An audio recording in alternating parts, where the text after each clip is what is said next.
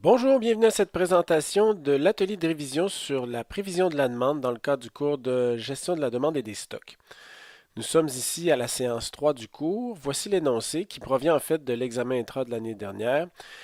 Québec Metal Powder gère l'approvisionnement d'usines métallurgiques de la région de Pittsburgh à partir d'un centre régional d'empaquetage et de distribution qu'elle rejoint par train à partir de sa propre usine de Sorel au Québec en utilisant des wagons vraquiers. La feuille, le feuillet Excel de la présente question présente l'historique des ventes totales des 36 derniers mois en tonnes métriques. Votre tâche consiste à utiliser la méthode du lissage triple pour proposer les prévisions des 12 prochains mois en vous basant sur des constantes de lissage. Alpha 0,2, bêta 0 et gamma 0,6. Analysez la précision à l'aide du MAD, du MAP et du MSE. Donc si j'utilise ici le feuillet Excel, cette première partie, en fait, de notre atelier va consister à la préparation de la résolution et à l'établissement des facteurs AN, BN et FN pour chacune des périodes. Ensuite, nous nous intéresserons à la prévision et à l'évaluation de l'erreur. Donc, ce que je vais faire, je vais simplement ici me faire de la place pour pouvoir traiter ici des constantes de lissage. Donc, on a parlé de alpha, bêta, gamma.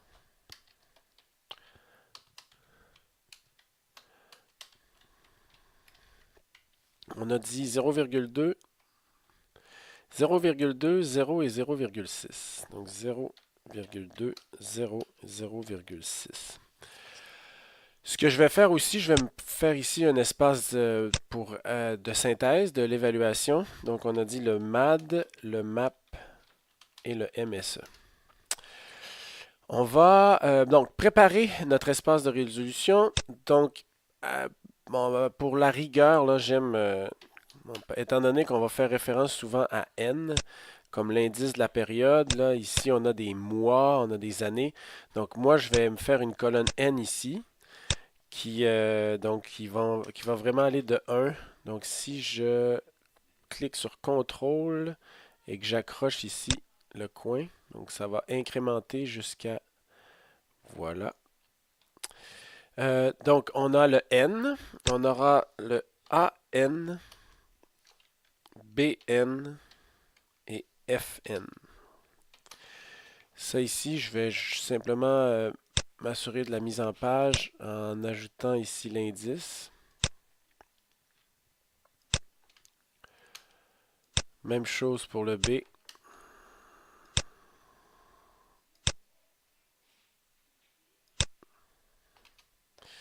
Même chose pour le F.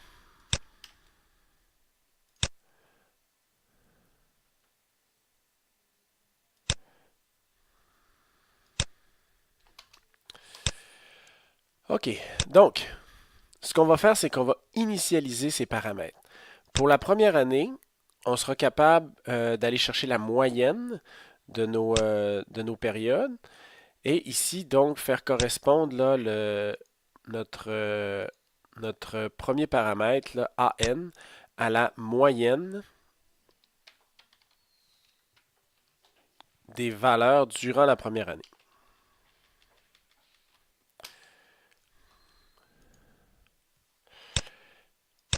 Le B maintenant. Le B, lui, c'est notre. Donc ici, le A, là, je ne les ai pas nommés. Donc on a le niveau, la tendance et la saisonnalité.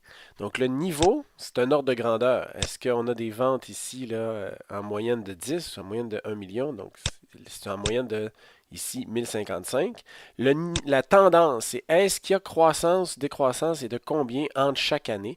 Donc on va comparer la moyenne de la première année à la moyenne de la deuxième année. La moyenne de la première année, elle est déjà calculée. Moi, je vais m'intéresser maintenant à la moyenne de la deuxième année. Je vais faire la différence entre les deux et je vais la diviser par 12. Ça va me donner une tendance périodique. Donc, donc, je vais faire ici euh, une soustraction. Donc, entre la moyenne de la deuxième année, donc si je m'intéresse ici de octobre jusqu'à septembre, moins la moyenne qui a déjà été calculée, celle-ci, divisé par le nombre de périodes. Le nombre de périodes, c'est 12. Ce chiffre, je l'ai ici. Donc, ça va me donner, je vais faire un petit peu de mise en page, 9,91. Voilà, cette mise en page-ci. Je vais mettre en page ici aussi, comme ça. Voilà. On a 9,91. Maintenant, le facteur de saisonnalité.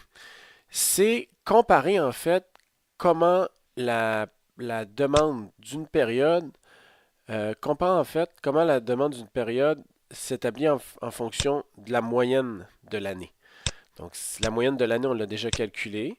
Donc, ce que je peux faire, c'est simplement diviser la demande de chaque période par la moyenne de chaque année. Donc, égale à cette demande-ci, cette demande avérée, divisée par la moyenne. La moyenne, elle est là. Je vais faire F4 pour figer. Ça va me permettre, pour la première année, de descendre comme ça nos facteurs. Donc là, c'est ce qu'on considère comme la préparation des données, c'est l'initialisation des paramètres. À partir de maintenant, là, pour le reste de la paramétrisation de notre système, on aura des calculs différents. Pour ces calculs, on peut se référer aux notes de cours.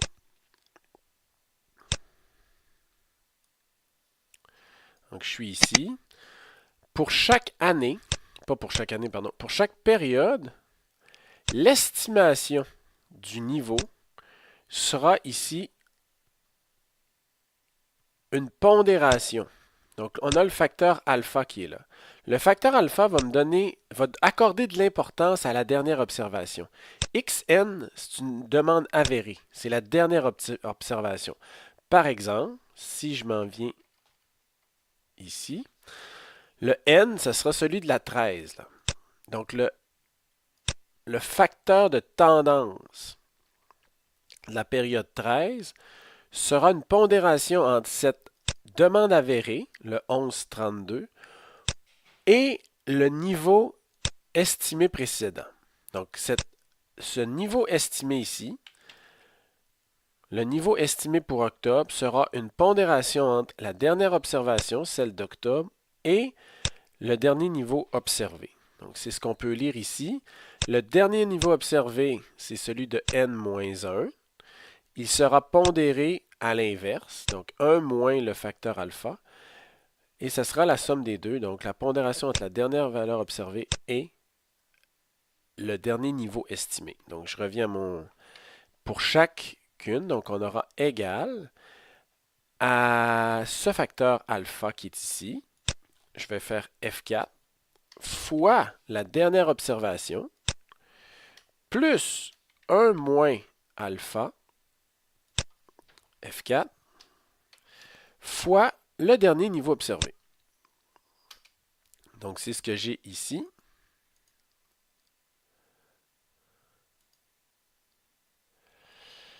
C'est ce que j'ai ici. Par contre, ça ici, ça vaudrait seulement pour du lissage exponentiel simple. Ben, en fait, il ne serait même pas exponentiel. En tout cas, donc du lissage simple. Maintenant, moi, donc dans notre cours, on nous demande un lissage triple. Donc, ce qu'on devra faire, c'est ça ici. Un instant. Voilà. On est ici. Je vais prendre cette demande observée et je vais la diviser par un facteur saisonnier estimé. Ensuite, je devrais pondérer cela. Donc, comparer cela, utiliser une pondération du dernier niveau estimé plus la tendance. Qu'est-ce qu'on aura donc? C'est que on utilisera le facteur saisonnier correspondant. Donc, autrement dit, si je racontais une histoire, là, si j'avais aucunement accordé d'importance au dernier facteur estimé, là, ici, je dirais simplement que cette donc le niveau estimé à partir de la dernière observation va correspondre simplement à la dernière observation divisé par son facteur saisonnier. Si j'étais à 100% certain que la dernière observation n'est pas importante, donc si j'avais un alpha ici là, de 0, c'est que je donnerais seulement d'importance à ce niveau-ci, eh bien, je prendrais ce niveau-là, je le ferais croître par la tendance et ça serait le tour est joué. Mais c'est pas ça. Donc, ce qui va nous occuper, c'est de faire la pondération entre les deux. Donc ici, ce que je vais faire, ce que j'avais créé au début, je vais le modifier. Donc je vais le diviser ici par le facteur saisonnier qui est là. Donc ça veut dire que je dois accorder de l'importance à ce facteur saisonnier. Donc dire que le niveau estimé à partir de la dernière observation, c'est cette observation modifiée par le niveau estimé. Ensuite, ce que je devrais faire ici, c'est prendre ce dernier niveau estimé et le modifier par la tendance qui est là. Donc, ce niveau, si je n'accordais que de l'importance au dernier niveau estimé, tout ce que je ferais, je dirais, ben, c'est ce niveau-là plus la tendance. C'est comme ça qu'on va prévoir la prochaine période. Si je n'accordais que de l'importance à la dernière observation, je dirais, ben, la prochaine prévision, là, c'est le dernier niveau estimé, le dernier niveau observé, divisé par le facteur saisonnier de la période précédente.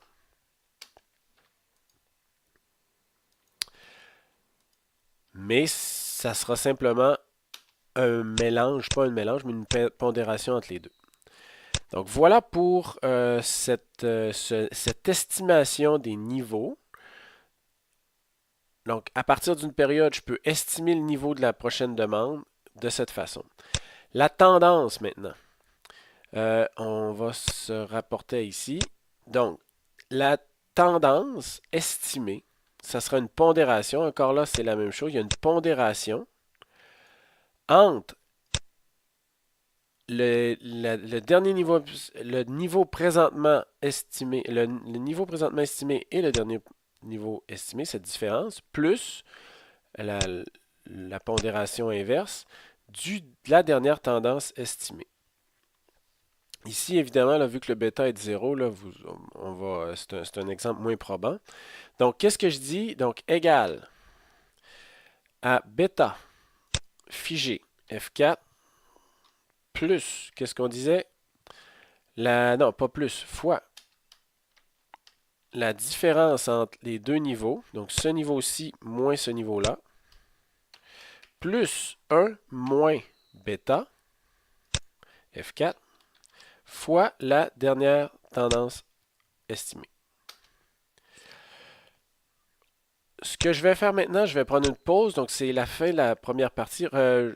On pourra jouer ensuite là, avec cette pondération pour voir, parce que sinon ça sera toujours 9,91, parce qu'en ce moment on n'accorde aucune importance à la dernière tendance observée. Tout ce qu'on donne, c'est de l'importance à la dernière tendance estimée. Et on se voit à la partie 2. Merci de votre attention.